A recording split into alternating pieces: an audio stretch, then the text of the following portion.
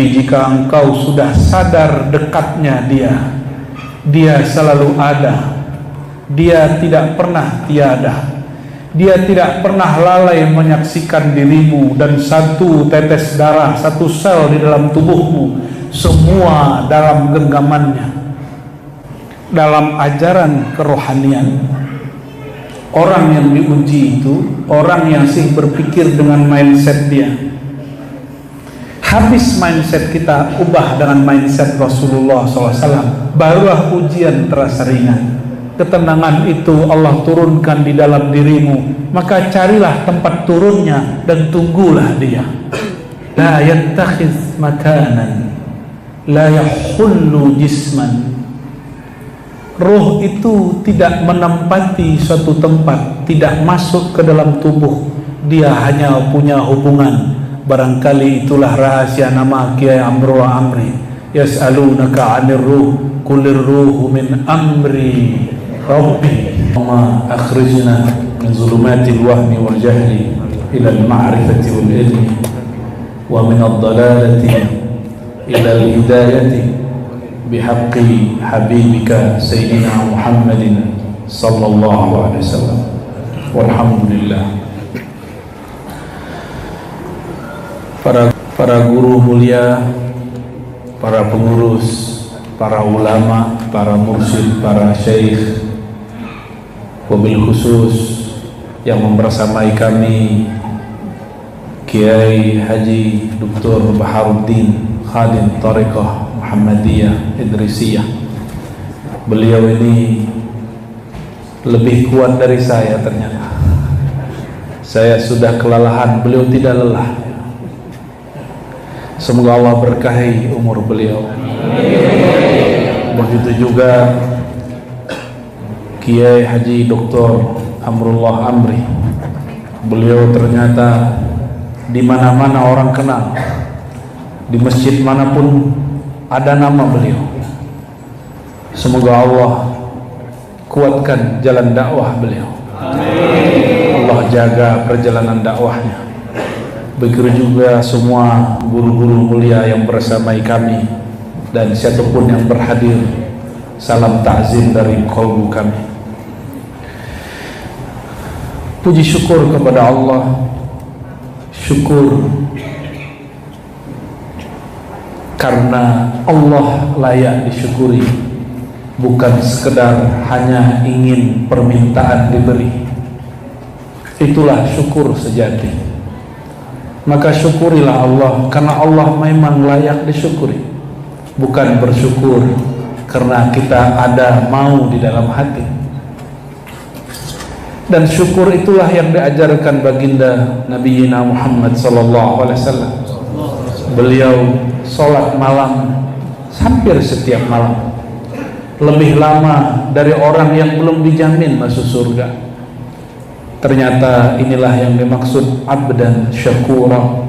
Beliau mengatakan, aku ingin menjadi hamba yang bersyukur, yang syukurnya bukan karena ingin diberi pahala, bukan karena ingin lancar urusan dunia, bukan juga ingin beli surga, tapi karena ridha dan tanda terima kasih kepada sang pemilik dunia, akhirat dan surga. Itulah syukurul arifin, syukurnya orang-orang yang kenal Allah. Dan beliau Sayyidina Muhammad sallallahu alaihi wasallam adalah Sayyidul Arifin, penghulunya ahli-ahli ma'rifat yang kenal Allah. Pada majlis mulia ini tanggal berapa? 1 Oktober. Mungkin di negeri kita, kalau aparatur negara sedang merayakan hari kesaktian Pancasila. Pancasila itu tidak sakti kecuali nomor satunya, ketuhanan yang Maha Esa. Nomor 2, nomor 3, nomor 4, 5 semuanya terikut di dalam nomor 1. Maka kita bersyukur negeri ini dibangun atas tauhid, ketuhanan yang Maha Esa. Ini syukur nikmat luar biasa. Semoga Allah kekalkan sampai imam akhir zaman keluar asa. Amin ya rabbal alamin. Masih mau ganti negara Pak? Masih mau ganti negara. Ini negara sudah negara paling islami se-dunia. Islami itu bukan hanya urusan hukum, tapi urusan akhlak dan tradisi. Bukan urusan jinayat sekedar orang maling potong tangan, bukan hanya itu. Itu persoalan kedua, namanya hukum jinayat. Dia hanya sedikit daripada bab ajaran Islam. Islam itu lebih besar babnya tentang akhlak, tauhid dan ma'rifatullah. Negara ini secara falsafah, secara dasar ideologi sudah dibangun dengan asas tauhid, qul huwallahu ahad. Masih mau ganti ini? Jangan-jangan ada kekufuran di hatimu, atau ada kejahilan dalam pikiranmu. Mungkin yang kedua, ada kejahilan sehingga orang masih mau mengganti dasar negeri. Bersyukur tidak? Bersyukur nggak? Mesti bersyukur. Saya dulu anti Pancasila, Pak, sampai 2010. Dari tahun 2000, waktu saya masih sanawiyah, saya sudah membaca buku-buku anti Pancasila. 2010 saya masih benci dengan Soekarno dan Hatta. Saya masih benci dengan orang-orang yang bangun negeri ini. Ternyata Allah alhamdulillah bimbing hamba yang hina ini membaca buku karya anak dari seorang pejuang, dan dia ulama. Ulama itu namanya Saifuddin Zuhri. Ini karya anaknya, ditulis judulnya Piagam Jakarta. Semoga buku ini dicetak kembali dan dibagikan sebanyak-banyaknya untuk anak negeri. Saya nggak ada urusan untuk mempopulerkan buku itu. Saya nggak tahu juga siapa pengarangnya. Yang saya tahu ayah dia. Ayah dia pelaku sejarah, ulama, santri, pejuang kemerdekaan, Saifuddin Zuhri. Anak dia lah yang bercerita dan membuat disertasi doktoral, seingat saya. Itu disertasi ilmiah, bukan halu, bahwa Pancasila itulah hadiah orang Islam untuk negeri ini. Bukan menjual Islam kepada non-muslim, bukan. Inilah hadiah orang Islam untuk semua yang ada di negeri ini. Maka negeri ini sudah dibangun dengan dasar rahmatan lil alamin. Kita bersyukur. Ini tidak ada pesanan dari Pak Polisi, Pak Tentara, Pak, ya? Nggak ada. Justru kalau saya ngajar mereka. Saya ngajar di sana, dan saya ngajar siapa aja saya ajar yang mau mengajar. Saya nggak ada urusan, ya. Saya nggak ada pro sama siapa-siapa, cuma pro ketuhanan yang maha esa. Ada yang tidak ada pro? Ada yang tidak pro dengan ketuhanan yang maha esa? Jangan-jangan imannya sudah tercabut, atau kejahilan sudah merenggut kepalanya. Ini sekedar syukur atas negeri ini, karena jika kita bersyukur, Allah pertahankan kedamaian di negeri ini. Dan siapa yang masih salah faham, ayo baca baik-baik, baca buku tadi yang saya ceritakan, lalu perhatikan sejarah negeri ini, perhatikan sejarah negeri-negeri muslim yang lain. Negeri muslim yang lain mungkin hukum Islam jinayatnya dikerjakan, tapi hukum akhlaknya tidak jalan. Saya tidak usah sebut negerinya. Hukum cintanya tidak jalan. Negeri yang paling bebas buat maulid cuma Indonesia. Alhamdulillah. Dan maulid simbol cinta Sayyidina Muhammad SAW. Kita berdoa siapapun pemimpinnya nanti, siapa tahu tahun depan atau tahun ini sudah lewat maulidnya, kita berdoa semoga pemimpinnya merayakan maulid seperti merayakan kemerdekaan. Amin ya rabbal alamin. Setuju nggak, Pak? Kalau ada calon presiden begitu, saya pilih dia. Ternyata tiga-tiganya datang. Saya bilang, aku coblos kamu semua. Hangus. Semoga siapapun yang memimpin negeri ini nanti, dia cinta kepada Rasulullah SAW. Amin ya rabbal alamin. Ya. Mau kisah atau ngaji berat? Hah? Waduh, wajahnya sudah lelah ini. Hah? Betul? Tidak? Oke, sebelum ngaji berat saya kasih kisah dulu lah, supaya pikirannya langsung tersambung kepada Rasulullah SAW. Dalam riwayat Imam Darimi dengan kualitas yang hasan, Sayyidina Abdullah ibn Umar, Sayyidina Abdullah ibn Umar, untuk beliau dan untuk Imam Darimi, wabil khusus untuk zat yang kita ceritakan ini, Sayyidina Muhammad SAW, kita bacakan surah Al-Fatihah. Bismillah.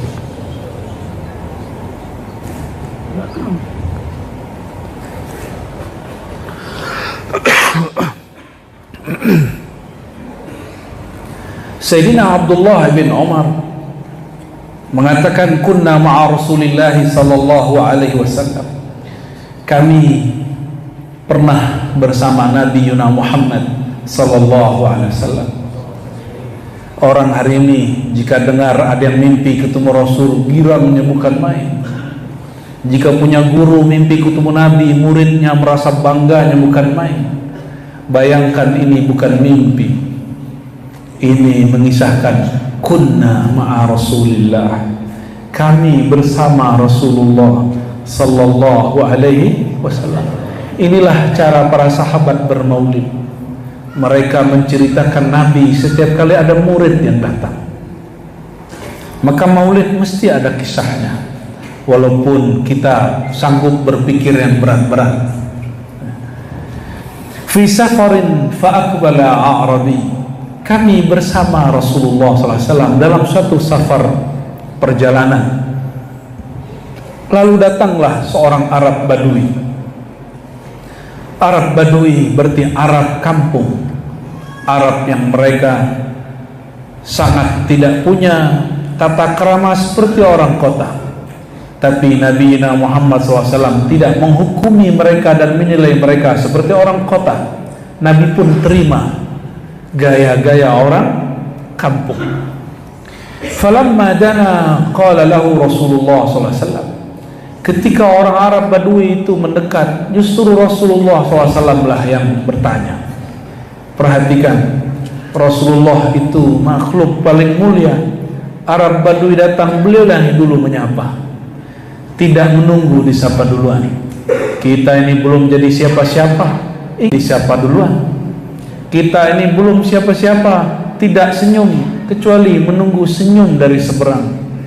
Tidak mau mengulurkan tangan kecuali yang di sana mengulurkan tangan.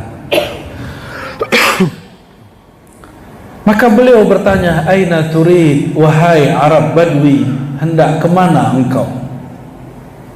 Qala ila ahli, aku sedang hendak mau ke keluargaku, wahai baginda. Belum disebut baginda, wahai Muhammad, kira-kira begitu. Dia belum mukmin. Qala hal laka fi khair, bertanyalah baginda Nabi Muhammad SAW, apakah engkau memiliki satu kebaikan? Maksudnya, apakah engkau mau mendapatkan satu kebaikan dan keberkahan? Lalu Arab Badui ini bertanya, wa ma huwa? Kalau orang Arab kota bertanya dulu, bala ya Rasulullah, tentu wahai baginda. Tapi kalau Arab Badui, apaan? Maukah engkau satu kebaikan? Apa jawaban dia? Apaan? Apa tuh? Kalau orang sini apa katanya? Nah, bahasa gaulnya agro. Naik ininya. Nabi SAW tidak tersinggung ini, ingin menjadikan Rasulullah SAW uswatun hasanah. Jangan tersinggung dengan gimmick gaya fisik orang lain, gestur tubuh orang lain, biasa saja. Jangan terlalu sensitif, ya, biasa saja. Lalu baginda Nabi Yuna Muhammad sallallahu alaihi wasallam mengatakan, kebaikan itu adalah engkau bersaksi, bukan saja beriman, bersaksi. Kalau beriman tidak kelihatan, kalau bersaksi dia lihat. Engkau bersaksi tiada yang disembah kecuali Allah dan aku Rasul Allah. Itulah saksi yang jelas Rasulullah di hadapan dia. Persaksian kita hari ini kebanyakan hanya percaya, belum betul-betul menyaksikan. Masih percaya, tapi itu sudah cukup. Arab Badui ini karena dia Badui, lain dengan Sayyidina Abu Bakar As-Siddiq. Jika Sayyidina Nabi SAW berkata, apa kata beliau? Belum Sang Muhammad berbicara, aku sudah percaya. Itu Sayyidina Abu Bakar. Tapi Arab Badui tidak. Apa kata dia? Wa may yashhadu ala ma taqul. Orang Arab Badui seperti orang awam kebanyakan hari ini. Mohon maaf, hari ini banyak orang sekolah, tapi kualitasnya kualitas awam karena hobi dengan gaya Arab Badui. Perhatikan, Arab Badui ini suka ajaib-ajaib, suka yang aneh-aneh, suka bab keramat. Maka Rasulullah SAW tunjukkan salah satu mukjizatnya. Apa kata Rasulullah SAW? Ini pohon, ada satu pohon dulu namanya, sampai sekarang masih ada di Arab, namanya Salamah. Tapi namanya mungkin telah berganti. Apa nama pohonnya? Salamah. Nau'un min syajaril badiyah. Begitu dalam syarah. Salah satu jenis pohon di kampung-kampung Badui. Ini yang dilakukan Kiai Amrullah Amri, datang ke daerah-daerah kampung-kampung. Cuma beliau tidak berani buat begini, karena ini hanya hak Rasulullah SAW dan wali-walinya yang besar. Ya, kita ini tidak sanggup ikut Nabi, ikut orang, ikut Nabi, yaitu para wali-wali yang besar. Apa kata beliau? Hadhihi salamah, ini pohon saksinya. Arab Badui bingung, matanya melotot. Hah? Pohon? Disitulah Nabi mulai menunjukkan mukjizatnya. Berkalamlah beliau. Fada'a Rasulullah SAW wahiyya bisyati'il wadi. Nabi sedang di sini. Beliau memanggil, ada pohon di tengah lembah. Apa kata beliau? Wahai Salamah, wahai pohon, kemarilah. Coba, ada kiai di sini sanggup berani panggil pohon? Nanti ada masanya itu terjadi lagi. Sekarang belum dibuka. Maka datanglah itu pohon, takhuddul arda. Itu pohon berjalan seperti orang, mirip seperti film-film. Apakah ini dongeng? Terserah Anda menyebutnya dongeng. Apakah Rasulullah tokoh fiktif? Tidak, Rasulullah fakta, real adanya. Berjalanlah itu pohon ke hadapan Nabi SAW. Arab Badui melongo, matanya bertambah keluar. Fastashhada. Itu pohon bersaksi kepada Rasulullah SAW 3 kali. Ternyata yang bersaksi kepada baginda tidak hanya manusia, tidak hanya jin dan malaikat, tidak hanya hewan tadi, ada domba dan onta, tapi juga pohon. Istashhadaha. Nabi minta, kamu bersaksi wahai Salamah. Maka pohon Salamah bersaksi bahwa tiada yang disembah kecuali Allah, dan yang di depan dia adalah Rasulullah sallallahu alaihi wasallam. Setelah selesai, Nabi suruh dia baliklah dia. Wahai Salamah, pulang. Ketika dia pulang, Arab Badui masih melongo. Ada apa ini? Wa raja'al Arabi ila qaumih. Tapi Arab Badui belum bicara. Apa kata dia? Tunggu. Kira-kira begitu kalau diterjemahkan, tapi di sini tidak ditulis. Dia langsung pulang ke kampungnya, ke keluarganya, ke kawan-kawannya. Dia panggil orang sekampung. Apa kata dia? Ittabi'uni ataituka bihim wa illa raja'tu fakuntu ma. Ya, ketika beliau hendak pergi, beliau mengatakan, ya, ittabi'uni ataituka bihim. Ikutilah aku akan datang bersama engkau kepada mereka. Dengan kejadian Arab Badui ini, maka Arab Badui sekampung pun masuk Islam. Tapi itu Arab Badui, Arab yang tidak sekolah. Maka dia ketika iman minta persaksian dari luar. Kalau hamba Allah bernama insan, harusnya kalau minta saksi dia minta dari dalam dirinya. Makanya banyaklah orang yang bersyahadat, jika benar cara syahadatnya, bergetar isi kolbunya, itulah saksi dari kolbu dia. Idza dzukirallah wajilat qulubuhum, disebut Allah la ilaha illallah pasti bergetar kolbunya. Dan saya beberapa kali mengislamkan orang yang tulus. Setiap kita sebut la ilaha illallah, badannya bergetar, ada yang lemas, langsung menangis. Melihat dia menangis, saya pun ikut menangis. Semua yang hadir pun ikut menangis. Bergetar sampai ke dalam dirinya, ke dalam jantungnya.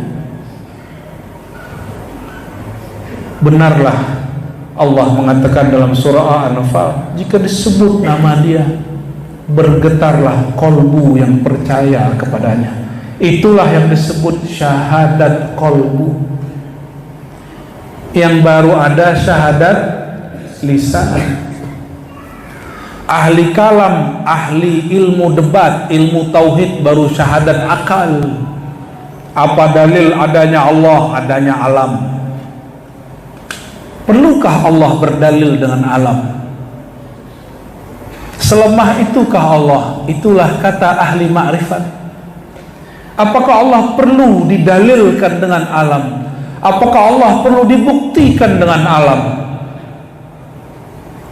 Begitu komentar ahli hakikat ketika melihat ahli kalam berdebat dengan filsafat. Apa kata mereka? Bukti alam Allah itu ada, alam ini ada. Tidak mungkin alam ini ada kecuali ada yang menciptakan.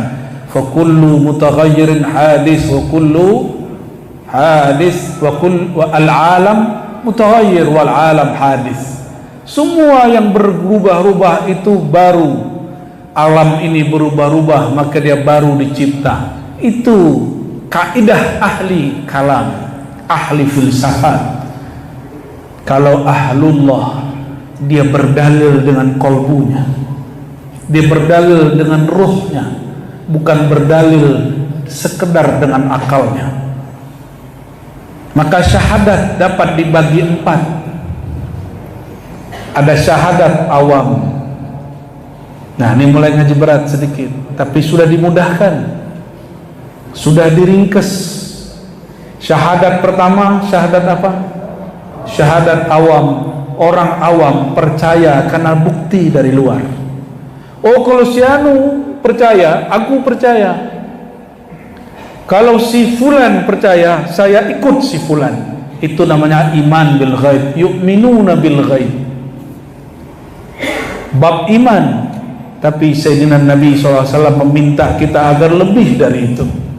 Arab Badui percaya karena ada bukti. Buktinya pohon.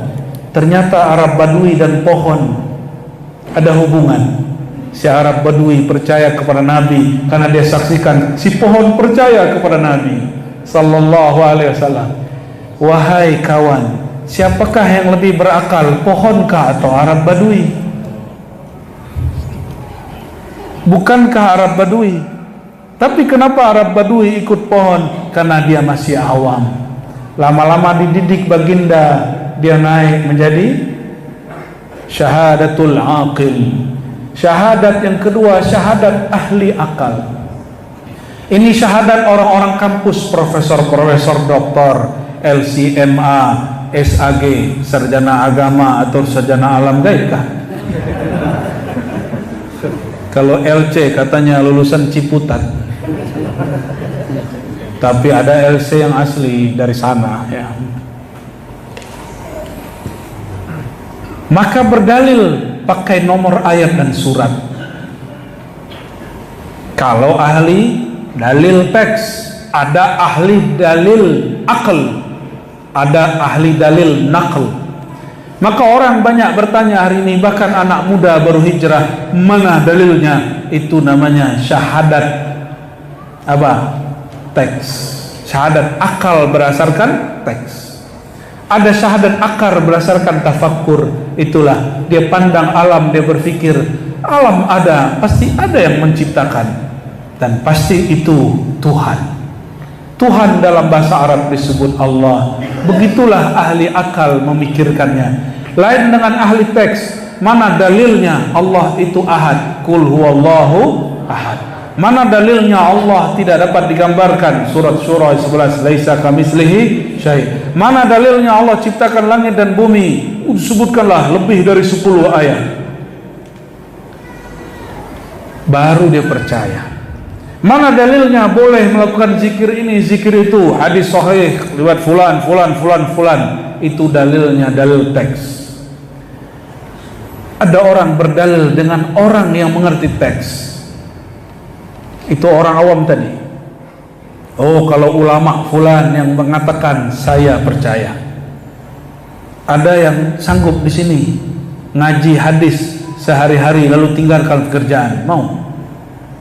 Kalau semua orang ngaji hadis, siapa yang bangun sekolah, bangun masjid, bangun jalan? Siapa yang mengobati orang yang sakit? Maka mana dalilnya sebenarnya milik para ulama dan santri. Tapi sekarang orang-orang yang ingin beragama, baru hijrah, sepertinya ingin seperti santri. Gak apa-apa juga. Maka para kiai siapkan saja dalilnya. Siapa tahu nanti ada yang baru hijrah 3 bulan nantang, mana dalilnya kiai? Mesti kiai jawab. Masa lebih tahu orang yang baru hijrah daripada kiai? Ya, siapkan dalilnya seperlunya, tidak usah banyak-banyak. Karena dalil mereka juga tidak banyak, cuma kullu bid'atin dhalalah. Tidak apa-apa. Saya senang ada orang berdalil dengan kullu bid'atin dhalalah. Berarti dia ada niat belajar hadis Nabi sallallahu alaihi wasallam. Tidak apa-apa. Ya.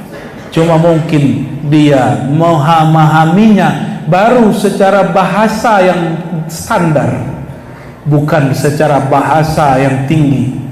Imam yang pakar bahasa, Imam Nawawi, menerjemahkan bid'ah, kullu bid'ah ada amun makhsus. Ini am, kullu itu semua, tapi maknanya sebagian. Jangan tantang Imam Nawawi, apakah Nawawi lebih tahu daripada Nabi? Itu pertanyaan yang konyol. Apakah kamu para ulama lebih tahu dari Nabi? Bukan begitu. Kita katakan, apakah Imam Nawawi lebih alim dari kamu atau kamu lebih alim dari Imam Nawawi? Jangan adu-adu dengan Nabi sallallahu alaihi wasallam, ya. Tapi saya sudah tinggalkan debat-debat begitu, karena debat begitu walaupun kita benar di sisi Allah belum tentu benar. Kenapa? Allah tidak suka orang yang sombong dengan kebenaran-kebenaran yang dia peroleh.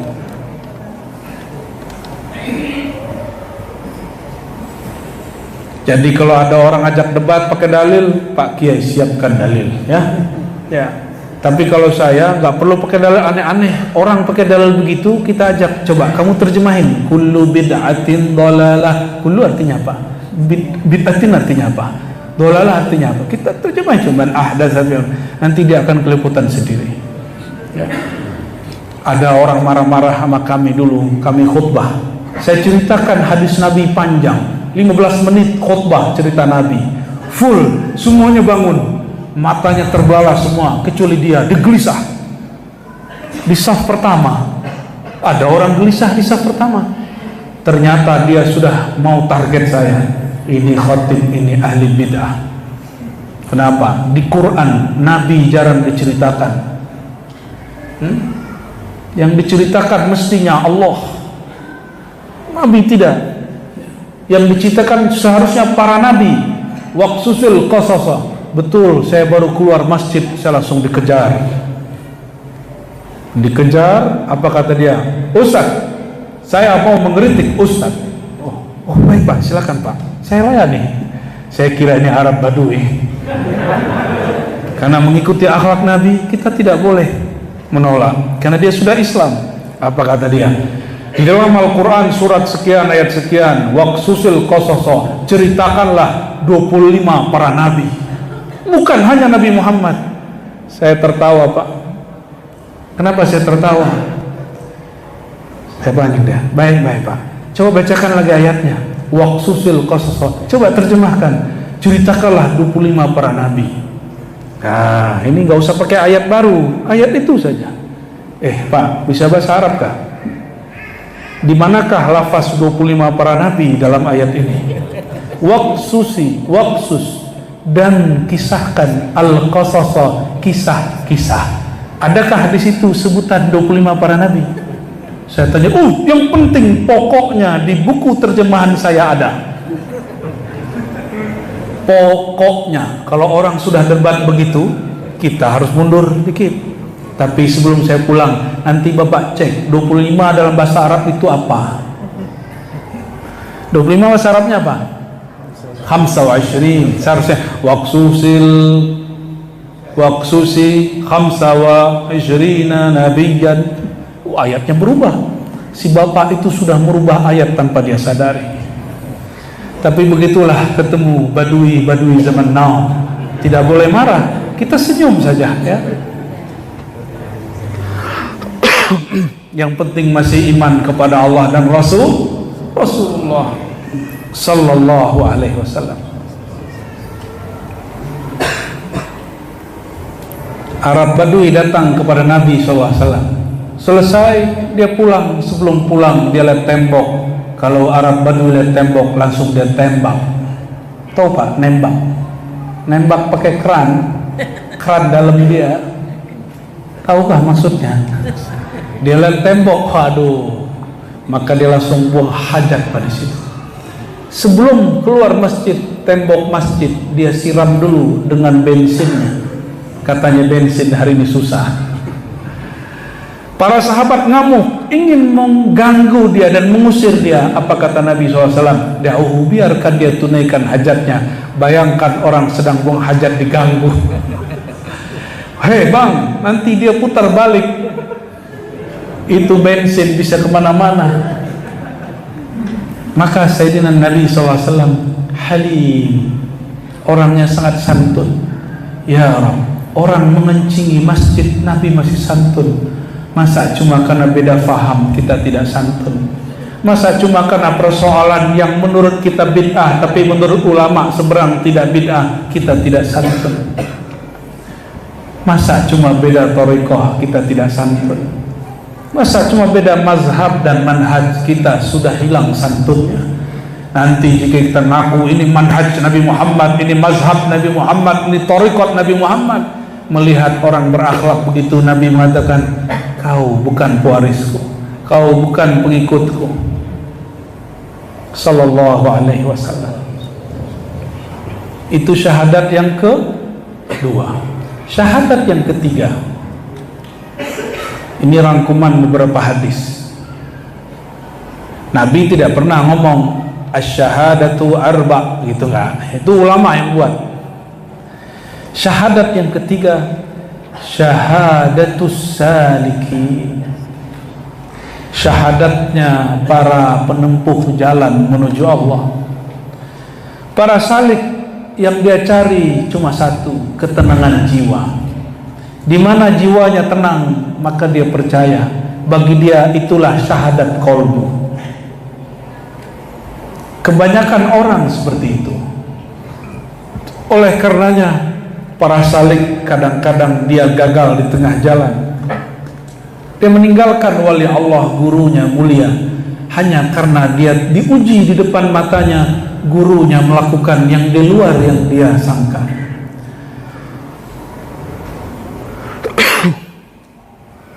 Ujiannya murid itu bukan riyadhah, bukan zikir banyak-banyak. Ujian murid terberat itu adalah melihat perilaku gurunya yang terkadang dia tidak suka. Kalau ujian bapak-bapak ini melihat, misalnya bapak ini nggak merokok, melihat gurunya merokok, langsung diuji. Apa urusannya wali dengan rokok? Adakah wali yang merokok? Ada. Ada wali yang tidak merokok? Ada. Ibu-ibu diuji dengan hal apa?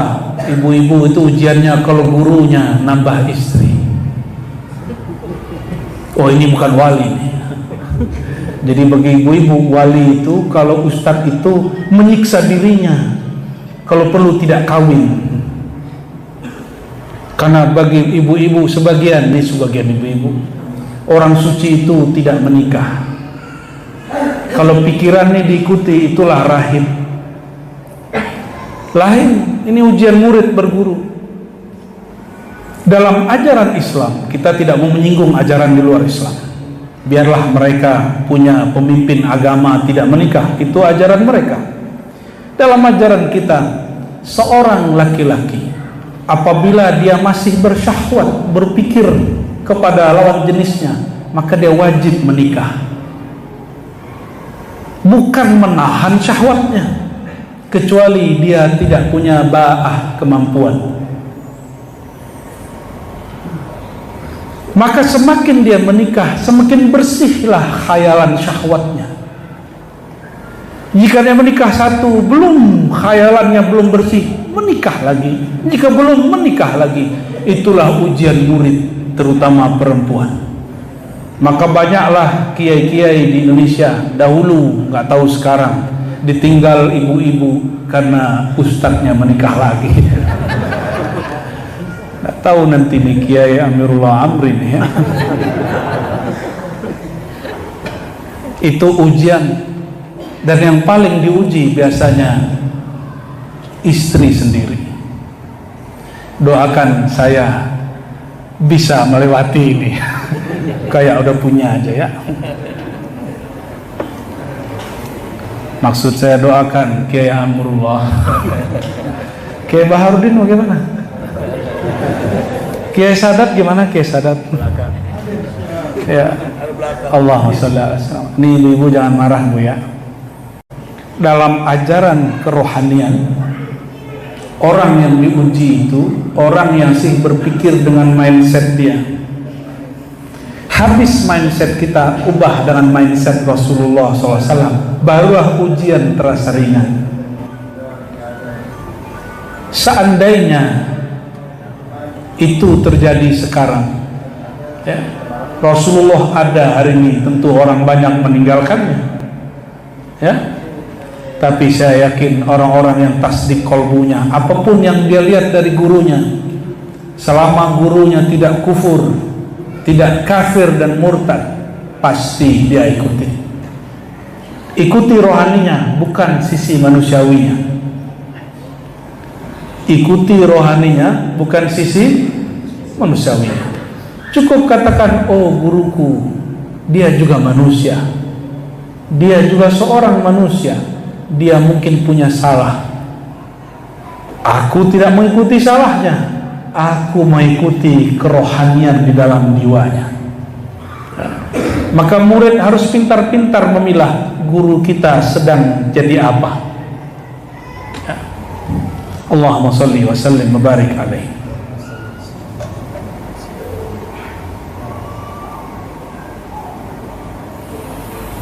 Syahadat yang puncak, syahadat yang puncak itulah syahadatul anbiya wal awliya, disebut syahadatul arifin, syahadat ahli ma'rifat. Itulah syahadat para nabi dan para wali. Mereka bersaksi lebih daripada qalbu, tapi bersaksi dengan ruhnya. Saya bertanya kepada yang di depan saya, apakah ada yang sudah melihat ruhnya? Jika ada orang berzikir melihat dirinya, itu bukan ruhnya, itu hanya nafsnya, jiwa dia yang berwujud. Itu bukan ruhnya. Ruh kita di mana? Di kepala, di dada, di jantung, di paru-paru, di otak, di kaki, di mana? Di mana ruh bertempat? Kolbu itu di mana? Ar-ruh la yattakhiz makanan, la yahullu jisman. Ruh itu tidak menempati suatu tempat, tidak masuk ke dalam tubuh. Dia hanya punya hubungan. Barangkali itulah rahasia nama Kiai Amru wa Amri. Yas'alunaka 'anir ruh, qulir ruhu min amri rabbi. Cocok lagi. Ruh itu sebut amrullah, rahasia Allah. Rahasia, maka persaksian ruh itu rahasia karena dia amrullah, urusan Allah, suka-suka Allah. Siapa yang diberi Allah dia mendapat, siapa yang tidak diberi dia terhijab. Ruh tidak lagi menyebut-nyebut Allah, Allah, la ilaha illallah, hu ar-Rahman ar-Rahim. Tidak, itu zikir lisan dan qalbu. Zikirnya ruh menyaksikan. Bapak, saudara, saudari yang bukan Allah, kalau saya jauh dari Kiai Baharuddin, saya sebut-sebut namanya, Kiai Baharuddin, Kiai Baharuddin. Kalau sudah di depan, masih saya sebutkah namanya? Atau cukup pandang beliau? Baharuddin, Baharuddin, Baharuddin. Apa kata beliau? Itu namaku. Kamu mau apa? Ya, betulkah? Ya. Ma huwa, kamu mau apa? Seperti Arab Badui tadi nanya, ya. Pasti marah. Sebut-sebut namanya. Mungkin saya sebut karena saya tidak tahu siapa yang punya nama. Saya sebut Baharuddin, Baharuddin, Baharuddin. Padahal yang punya nama ada di samping saya. Itulah zikir ahli kolbu. Dia bertanya, apakah Allah jauh? Kenapa zikirku terasa hambar? Ahli lisan yang berzikir lisan pun bertanya, ya Allah, apakah engkau tidak dengar doaku? Padahal Allah tidak pernah jauh dari dia. Bahkan dia aqrabu ilaihi min hablil warid, lebih dekat dari dirinya sendiri. Allah tidak pernah jauh, engkaulah yang merasa jauh. Karena engkau merasa jauh, diberilah zikir lisan, la ilaha illallah, subhanallah. Diberilah zikir qalbu, Allah, Allahu. Tapi jika engkau sudah sadar dekatnya dia selalu ada. Dia tidak pernah tiada. Dia tidak pernah lalai menyaksikan dirimu, dan satu tetes darah, satu sel di dalam tubuhmu, semua dalam genggamannya. Maka orang ini akan faham. Inilah yang disebut penyaksian ruh, penyaksian kesadaran. Dia sadar dirinya dalam genggaman. Rasa sadar itu ya mahal. Rasa sadar itu Allah nanti yang beri. Sekarang kita buka ilmunya, berharap nanti zauq rasanya Allah beri. Amin ya rabbal alamin. Lalu kenapa ilmu begini dibuka? Mesti kita buka. Karena imam pengarang kitab yang lain ya, ada sebuah kitab juga ya yang berkaitan dengan ilmu ruh. Imam At-Tusi, dia tulis kitab, seingat saya, Madarikus Sairin atau Manazilus Sairin, yang berbeda dengan Imam Ansari. Beliau membagi beberapa tingkat tauhid yang hampir sama dengan pembagian kami tadi, bahwa ada syahadat awam. Orang awam kalau rezeki lancar dia tambah percaya dengan Allah. Kalau dia sehat dengan doa, dia tambah percaya dengan gurunya. Lain dengan arifin, lain dengan salikin. Orang salik yang level 3 tadi, jika hatinya gelisah, dia mulai meragukan, jangan-jangan bukan ini jalannya. Maka ada pemburu-pemburu ketenangan jiwa, pindah-pindah guru, pindah-pindah thariqat, pindah-pindah zikir, pindah-pindah majlis, pindah-pindah mursyid. Alasannya apa? Aku belum tenang. Dia ingin mencari ketenangan, padahal ketenangan bukan pada mursyid, bukan pada wirid, bukan pada majlis, bukan di mana-mana. Ketenangan itu Allah turunkan di dalam dirimu. Maka carilah tempat turunnya dan tunggulah dia. Huwallazi anzala as-sakinata fi qulubil mu'minin. Dia, hanya dia yang menurunkan sakinah, ketenangan. Di mana diturunkan? Di otak tidak, di saku tidak, di mobil tidak, di pekerjaan tidak. Justru tambah banyak pekerjaan, tambah tidak tenang. Siapa kira jadi wakil rakyat tenang? Sekarang wakil rakyat sangat gelisah melihat banyak baliho yang menyaingi dia. Betulkah? Ya, saya ikut mendoakan semoga caleg-caleg hatinya ikut tenang. Nanti kalau selesai pemilu jangan stres. Nanti masa kami berkunjung ke rumah sakit jiwa.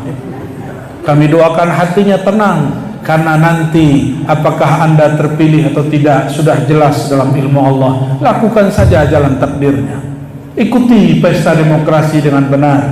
Jangan memprovokasi, jangan juga cari muka, nanti dapat muka buaya. Mohon maaf, ada caleg di sini? Oh ya, di belakang saya ya. Mohon maaf kalau beliau tidak cari muka ya. Allah, ada batuk-batuk segala tuh. Allahumma salli wa sallim wa barik alaihi. Maka yang betul-betul menyembah Allah, bersyahadat, itu hanya ruh. Rohani itu menyembah tanpa syarat. Diberi tenang nggak diberi tenang dia santai. Tapi ahli salikin, ahli mukminin, dia masih cari-cari. Dan miftahus sakinah, babus sakinah al-iman. Maka lihat, coba lihat, Allah lah yang menurunkan ketenangan di dalam kolbu. Di mana tempat turun ketenangan? Kolbu, bukan kepala, bukan viral, bukan masyhur, bukan juga sutur, khumul, bukan juga orang yang tidak terkenal tenang, belum tentu sama. Banyak orang yang viral ingin biasa, banyak yang biasa ingin viral. Bukan itu ketenangan. Ketenangan ada di kolbu. Kata orang tenang kalau dia punya rumah, punya kendaraan, belum tentu. Justru tambah ramai. Maka disebut tempat turunnya kolbu. Maka boleh disebut al-qalbu manzilus sakinah. Kolbu itulah tempat turunnya ketenangan. Siapa yang menurunkan? Huwa. Makanya guru-guru kami kalau ada kawan yang bergelisah, maka zikirlah kul huwa Allah, hu Allah, hu. Zikir hu, karena huwa, dialah yang menurunkan ketenangan. Jadi zikir hu itu sunnah, bukanlah bid'ah. Tapi ada kunci. Kolbu yang manakah? Manzilus sakinah qalbul mu'min. Tempat turunnya sakinah, kolbunya orang yang percaya. Itu sakinah. Di atas sakinah namanya istiqamah. Wal istiqamah khairun min alfi karamah. Istiqamah lebih tinggi dari sakinah, lebih tinggi daripada bisa berbicara dengan hewan dan tumbuhan. Itulah pribadi Sayyidina Muhammad sallallahu alaihi wasallam. Itulah makna dalam doa yang kita baca dalam salat, ihdinas siratal mustaqim. Tunjukkan kami jalan istiqamah. Maka Imam Qad'iyat mengatakan siratal mustaqim huwa sayyiduna Muhammad sallallahu alaihi wasallam. Jalan istiqamah itulah jalannya Rasulullah sallallahu alaihi wasallam. Wa an'buduni hadza siratul mustaqim. Itulah jalan penyembahan, penghambaan kepada Allah, jalan yang benar. Siratal mustaqim. mustaqim. Maka saudara-saudaraku, siapapun yang berhadir, mulailah naik ke bab istiqamah. Sholat khusyuk, tidak khusyuk, tidak usah hiraukan, langsung naik ke istiqamah. Lezat, tidak lezat zikir, istiqamah. Karena kita tidak menyembah rasa lezat, kita menyembah yang menurunkan rasa lezat. Turun tenang, tidak turun tenang, kita tetap menyembah huwa, dia. Kenapa jiwa tenang? Kenapa kolbu tenang? Berarti percayanya cukup, kolbunya sedang dibuka. Kenapa sudah zikir kolbu tidak tenang? Berarti kolbunya sedang ditutup. Bukalah kolbu. Pembuka kolbu itulah istighfar. Maka kullu nabiyyin taibun, kullu nabiyyin tawwabun, kullu nabi, semua nabi pasti ahli taubat. Jika nabi ahli taubat, bagaimana umat nabi tidak suka taubat? Adakah Rasulullah SAW punya dosa? Ada. Adakah Rasulullah punya dosa? Lalu beliau taubat dari apa? Tobat dari apa?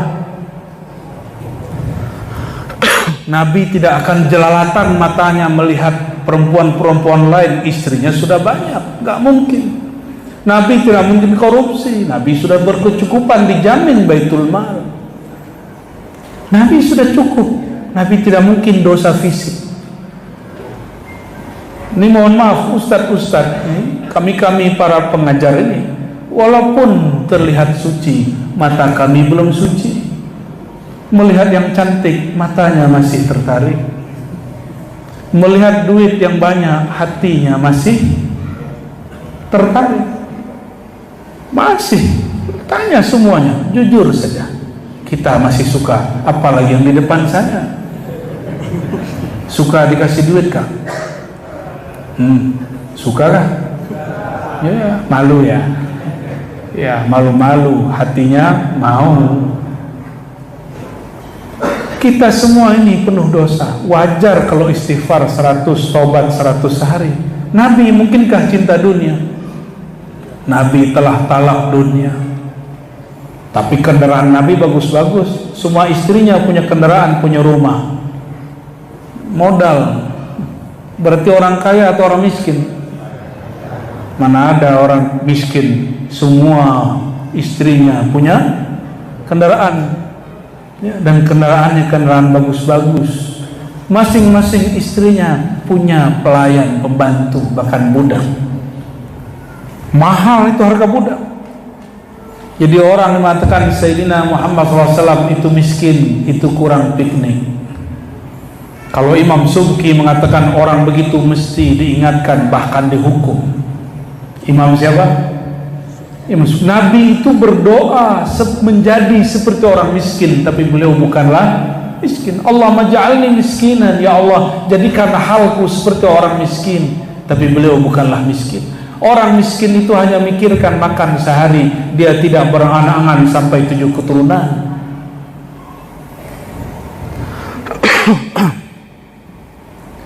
Di Nabi, apa yang Nabi istighfarkan? Nabi bertobat dari apa? Nabi tidak punya maksiat. Liyutahhirakum tathira. Allah mengatakan Allah selalu mensucikan kau dan ahlu baitmu. Nabi suci. Inilah yang disebut taubatul arifin, taubatnya ahli ma'rifat. Apa kata beliau? Wa inni la astaghfirullah wa atubu ilaih 100 marrah fi kulli yaum. Ya, kenapa Nabi selalu istighfar? Aku istighfar tobat setiap hari 100. Kenapa? Di awal hadis beliau berkalam, innahu la yughanu ala qalbi. Sungguh kolbuku ada ghain. Yughanu ghainan. Apa arti ghain? Maka Sidi Ahmad bin Idris al-Idrisi mengatakan al-ghain yani nurun nurun yatala'la fi qalbih, kira-kira begitu kalau kita bahasakan ulang. Nur yang menyilaukan dalam kalbunya. Saking berlapis-lapisnya nur di dalam kalbu Sayyidina Muhammad sallallahu alaihi wasallam, maka beliau terkadang saking girangnya beliau tahadus bin nikmah mengatakan, ana sayyidu waladi Adam, akulah penghulu Bani Adam, akulah yang pertama buka pintu surga, akulah. Itulah ghaibnya Nabi Muhammad sallallahu alaihi wasallam. Tapi Imam Al-Kannani, Abu Bakar Al-Kannani dalam Irsyadus Salik menjelaskan, apakah Nabi sombong? Tidak. Karena sombong itu yang tidak boleh. Al-mutakabbir bi anfusihim, al-mutakabbir bi nafsihim wa ra'yihim. Kenapa menafsirkan Quran sembarangan tidak boleh? Karena man fassaral Quran bi ra'yihi, dia merasa mampu dengan pintarnya. Sedangkan Nabi tidak merasa pintar. Nabi mengatakan ana, itu perintah dari Allah sebagai bentuk tahaddus bin nikmah. Amma bi ni'mati rabbika fahaddits. Hai Muhammad, siapa yang diperintah di situ terhadap nikmat Rabbmu? Apa nikmat dari Allah? Allah jadikan Sayyidina Muhammad SAW pemegang kunci surga. Kuncinya ada di tangan beliau. Itulah maksudnya, siapa yang bersalaman dengan tanganku dakhalal jannah, pasti masuk surga, karena menyentuh kunci Rasulullah, kunci surganya Rasulullah sallallahu alaihi wasallam. Jadi serius begitu ya? Ada yang ngantuk kah? Ada. Allahumma salli ala sayyidina Muhammad. Allahumma salli ala man biyadihi mafatihul jannah. Ya Allah, limpah ruahkan salam salawat kepada zat yang di tangannya ada kunci-kunci surga. Wa alihi wa barik wa sallim. Rasulullah menyebut itu. Itulah yang disebut nur. Kata Imam Al-Banani, al-mukabarah bil haq, takabbur dengan al-haq, dengan Allah boleh, yang tidak boleh merasa besar dengan diri dan pandangan, dengan nikmat sendiri, dengan harta sendiri, dengan ilmu sendiri. Tapi at-takabbur billah bil haq, itulah ana sayyidu waladi Adam.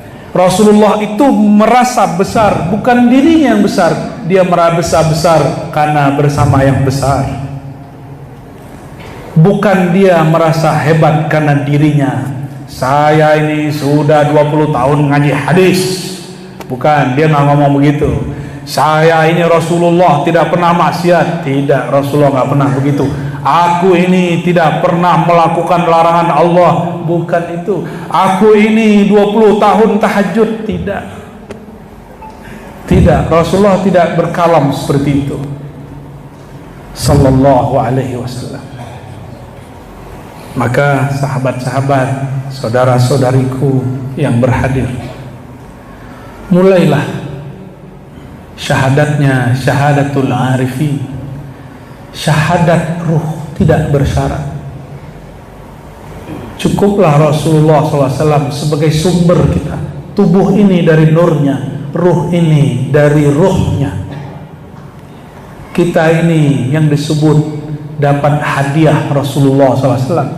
Tadi sore saya sebut sebuah hadis, ana rahmatun, innama ana rahmatun muhda. Akulah rahmat yang diberikan sebagai hadiah bagi kalian. Hadiah itulah yang menjadi ruh kita, yang menjadi tubuh kita.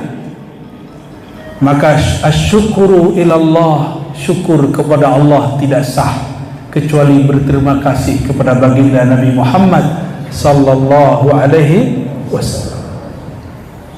Doakan kami, Allah kuatkan mendakwahkan cinta ini, cinta kepada Rasulullah sallallahu alaihi wasallam. Doakan kami supaya tetap istiqamah mendakwahkan ajaran kasih sayang Rasulullah sallallahu alaihi wasallam. bukan doa poligami Pak, ya, jangan salah paham ya. Sudah jam 10. Oke, satu riwayat lagi lah saya bacakan ya. Masih riwayat Imam Darimi. Dalam muqaddimah beliau ceritakan asrar Nabi sallallahu alaihi wasallam. Yang bercerita seorang sahabat namanya Jabir. Kata Jabir, dalam perjalanan kami di pelosok-pelosok Madinah, ini sunnah. Kalau kata kawan saya jamaah tabligh namanya jaulah. Kalau politisi namanya apa? Belusukan. Kalau ustadz ya, para ustadz ini disebut dakwah pelosok, ya, samalah, terserah sebut istilahnya, semuanya boleh. Kata Sayyidina Jabir, suatu kali Rasulullah SAW berkalam kepadaku, "Hei Jabir, kumpulkan air di satu bejana." Untuk apa? Untuk Nabi beristinja. Kata Sayyidina Jabir, biasanya Rasulullah SAW tidak pernah mau buang air besar, buang air kecil, kecuali tempatnya tertutup. Sampai di satu pelosok Madinah, itu hamparan lembah, tidak ada pohon, yang ada cuma rumput-rumput. Baginda Rasulullah SAW mengatakan kepada Jabir, Jabir, kul, katakan kepada tilkan nakhlah, ke pohon-pohon kurma itu, kamu datanglah kepada baginda Rasulullah SAW, tutupilah beliau sedang ingin buang hajat. Alhiqi bi Rasulillah, kalau fasnya begitu, alhiqi bi Rasulillah. Ilhaq berarti iringilah Rasulullah, dampingi Rasulullah, tutupin sekitar Rasulullah sallallahu alaihi wasallam. Kira-kira gimana? Jabir langsung jalan atau mikir? Kalau bapak-bapak ini, saudara-saudara ini pasti mikir, beneran gak nih? Karena berpikir pertama langsung batal keramat. Beda dengan Sayyidina Jabir, Nabi berkalam sallallahu alaihi wasallam, sami'na wa ta'ana, langsung dia jalan. Dia bicara kepada pohon. Ini ijazah dari Rasulullah kepada Jabir, tapi tidak boleh saya ijazahkan karena ilmu ini belum dibuka oleh wali-wali besar. Ya, nanti saya dituduh lagi yang aneh-aneh ya. Maka datanglah Sayyidina Jabir kepada pohon. Apa kata dia? Wahai pohon. Kata orang Melayu, wahai pokok. Orang sini nyebut pohon apa? Pohon. Orang Indonesia berarti sini ya.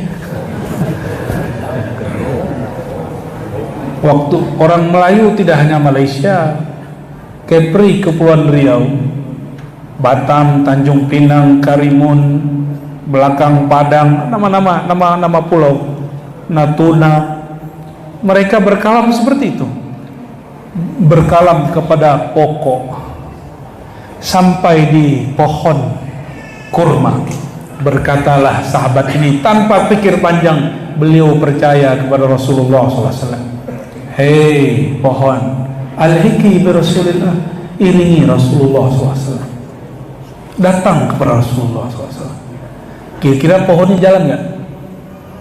Kalau saya suruh nih, antum ini pasti mikir, Ar-Razi ini sudah gila, Ar-Razi ini nggak waras.